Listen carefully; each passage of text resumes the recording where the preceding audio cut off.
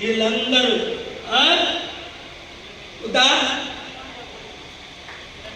వీళ్ళందరికీ ఏం చేస్తాం? గుండె ఇస్తాము.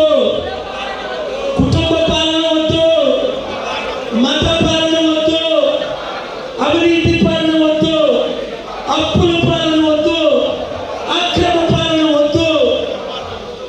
మన పాలనే మనకి, మన పాలనే మనకు వద్దు. బహుజనుల party, Prajashanti party, RS Praveen party లేదు అయింది అలాంటి అది ఎప్పుడో కలిసిపోయాడు.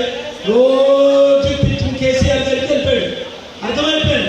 ఎందుకంటే ఆర్ఎస్ ప్రవీణ్ గారు మంచి మనిషే.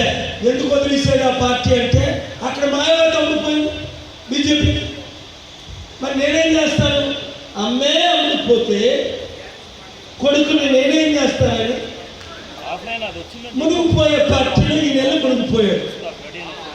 ఇప్పటికైనా నిన్ను క్షమిస్తాం, బయటికి రా.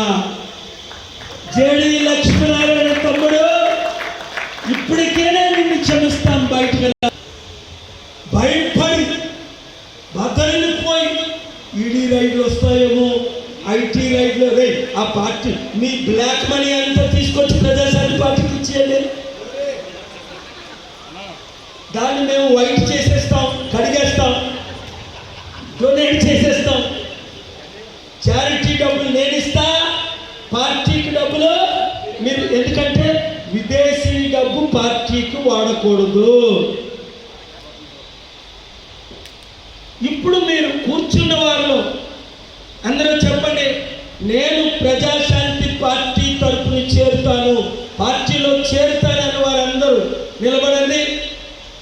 ప్రజాశాంతి పార్టీలో చేరుతా, మంచి భవిష్యత్తు కావాలి, అభివృద్ధి చేయాలి, మా ఊర్లో